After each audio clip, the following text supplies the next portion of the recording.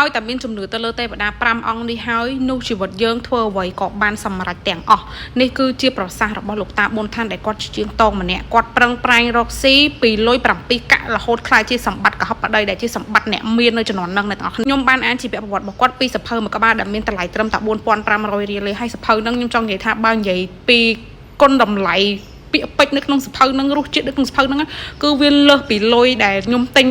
4500 ហ្នឹងរាប់ម៉ឺនរាប់សែនដុល្លារផ្សេងជាងគេហ្នឹងគឺគាត់ប្រាប់ឲ្យយើងគោរពទៅលើទេវតា5អង្គហ្នឹងដែលពិតជាជួយឲ្យជីវិតរីកចម្រើនខ្លាំងមែនតើសម្រាប់ទេវតាទី1គឺទេវតាសន្សំមានពាក្យសម័យឥឡូវដែលគេនិយាយថាអូអ្នកមានគេចេះក្តោបលុយទៅគេយកលុយហ្នឹងទៅវិនិយោគនេះវិនិយោគនោះ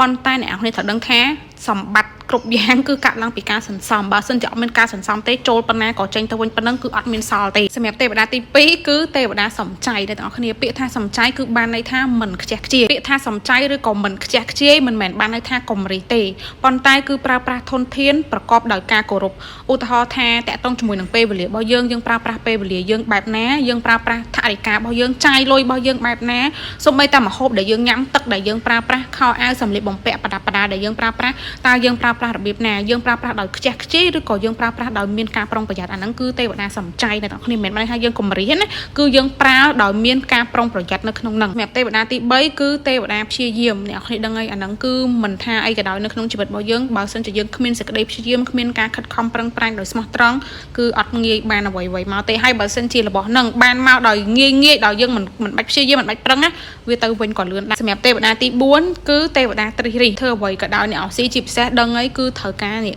ទ្រិះរិះពិចារណារកហេតុផលកុំចេះតែជឿគេផ្ដេសផ្ដាស់ងប់ងល់គឺអត់បានទេទេវតាអង្គចុងក្រោយគេគឺទេវតាប្រយ័ត្នអ្នកទាំងអស់គ្នាទេវតាអង្គនេះសូម្បីតែព្រះពុទ្ធជាបរមគ្រូរបស់សត្វលោកក៏បានណែនាំដែរថាកុំឲ្យរស់នៅដោយសេចក្តីប្រមាទត្រូវរស់នៅដោយការប្រុងប្រយ័ត្នជានិច្ចពេលដែលយើងធ្វើអ្វីមួយដែលមានការប្រុងប្រយ័ត្ននៅពេលដែលយើងមានសតិអ្នកនរគ្នាគឺធ្វើអីអត់ងាយខុសធ្វើអីអត់ងាយឆ្លោះឆ្លួយទេនឹងបើសិនជាអ្នកនរគ្នាចង់សម្រេចសេចក្តីប្រាថ្នាចង់មានភាពរីកចម្រើននៅក្នុងជីវិតកុំភ្លេចគោរពទេវតាទាំង5អង្គនេះខ្ញុំបានគោរពហើយ